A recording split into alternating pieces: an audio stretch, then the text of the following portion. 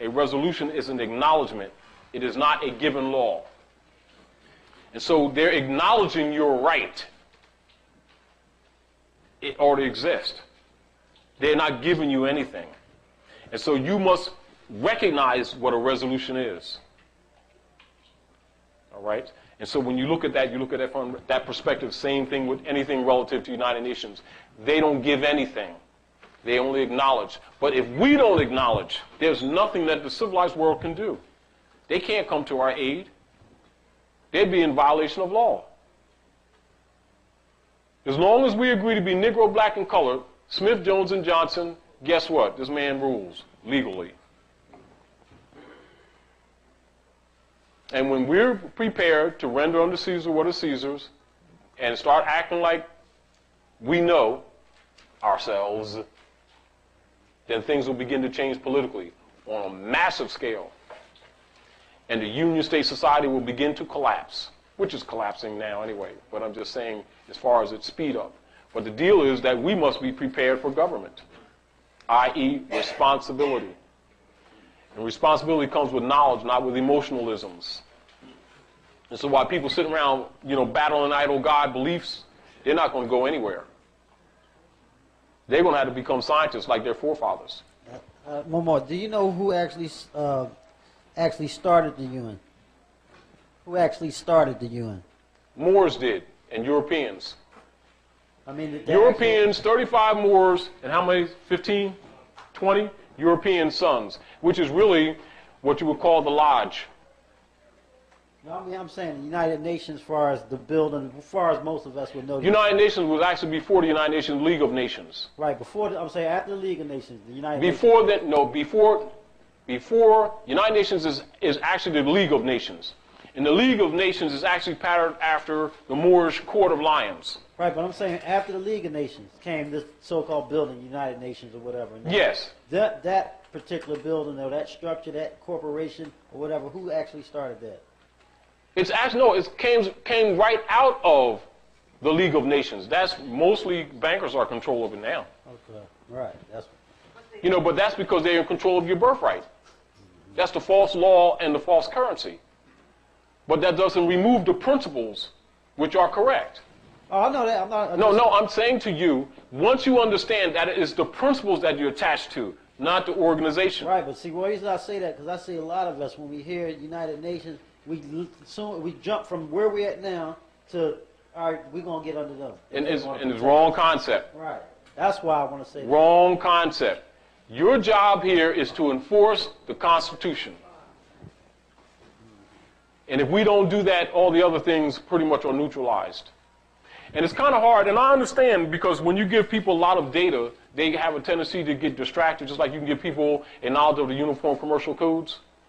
And rather than use them to supplement the contractual condition, they try to use it to supplement instead of the Constitution.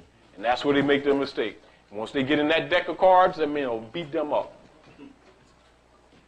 You use the Uniform Commercial Codes probably for public declaration of getting back into the common law,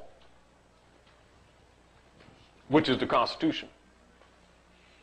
An agreement of the United States Republic is actually the agreement between the Moors and the European sons to stop these hundreds of years of war. So the United States Republic is a beacon light for civilized society, coming out of Moabite Moorish law as a guidepost for just government. And when that Constitution is violated, we're going to the next level down. But the deal is, the European, when they did their great Christian book burnings, was to disconnect the Moors, the descendants of the Moors, from their government. And so most Moors, even when they become conscious, keep thinking that Constitution belongs to the European male. No, that's a contract for business, for amity and commerce in these dominions. It's not the American flag. The American flag is a red flag with a 5-pointed green star in the center.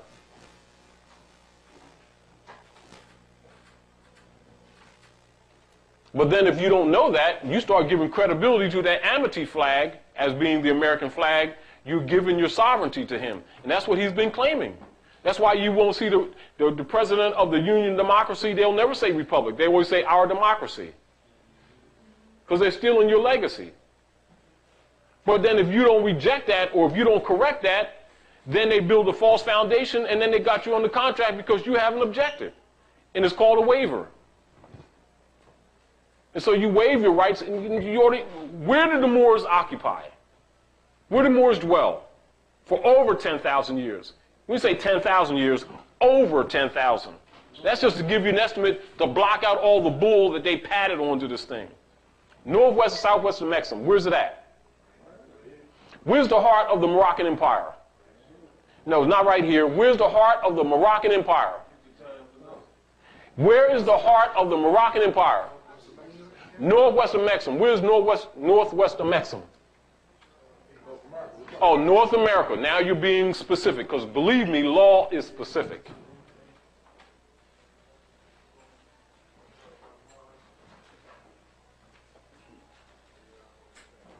The Civil War was initiated to undermine the Republic and to solidify slavery in all the states. The Republican forms of government was dismantled in all the southern states because you are the Republic. And then when they, through color of law, allowed these Asiatics to vote, etc., they would not allow them to vote unless they voted Democratic, which became the tradition of these Asiatics voting Democratic to undermine themselves. And that's consent, isn't it? But Article 4, Section 4 of our Constitution declares what?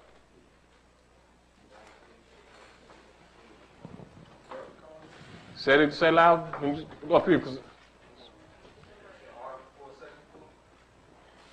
on the camera.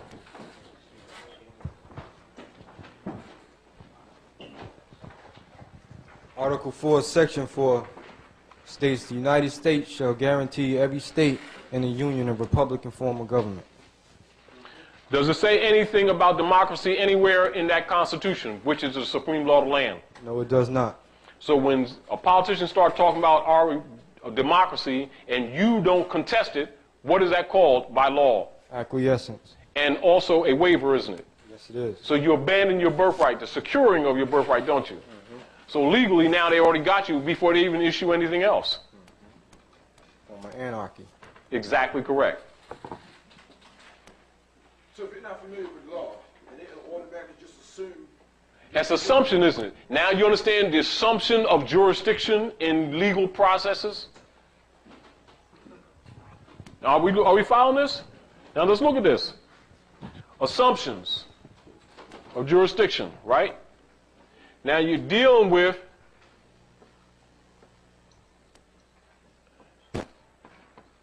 and that's a broad subject matter, isn't it?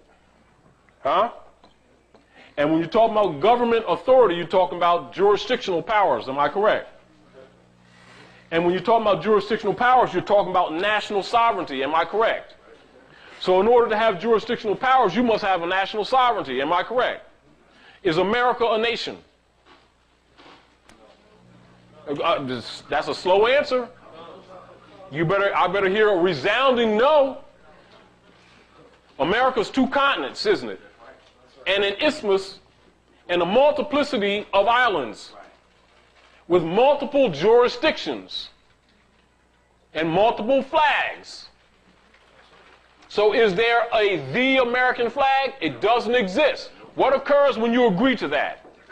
You just created an artificial jurisdiction, i.e. a 13th and 14th Amendment corporate person or colored people. Now they have a set of rules for such persons called the Christian Black Codes of 1724 and the Negro Acts and the Buck Act. And that's what they've been governing you under. Now you understand why Drew Ali keeps saying, command the enforcement of our Constitution? Because you keep acquiescing and letting them govern you under false law, and you won't contest it. Then you keep calling yourself Smith, Jones, and Johnson, which give them legal authority over you. I mean, you see how you must understand this track. It's very subtle and it's very simple. It's not even complicated. Is the Constitution of the North American Republic different from the U.S.? Constitution is the supreme law of the land. You know the word supreme, speed up. But the deal is that we must be prepared for government, i.e. responsibility. And responsibility comes with knowledge, not with emotionalisms. And so while people sit around, battling idle God beliefs, they're not going to go anywhere. And start acting like we know ourselves, then things will begin to change politically on a massive scale. And the Union State Society will begin to collapse, which is collapsing now anyway. But I'm just saying, as far as a resolution is an acknowledgement, it is not a given law. And so they're acknowledging your right. It already exists. They're not giving you anything. And so you must recognize what a resolution is. All right? And so when you look at that, you look at it from that perspective, same thing with anything relative to United Nations. They don't give anything. They only acknowledge. But if we don't acknowledge, there's nothing that the civilized world can do. They can't come to our aid. They'd be in violation of law. As long as we agree to be Negro, black, and colored, Smith, Jones, and Johnson, guess what? This man rules legally. And when we're prepared to render unto Caesar what is Caesar,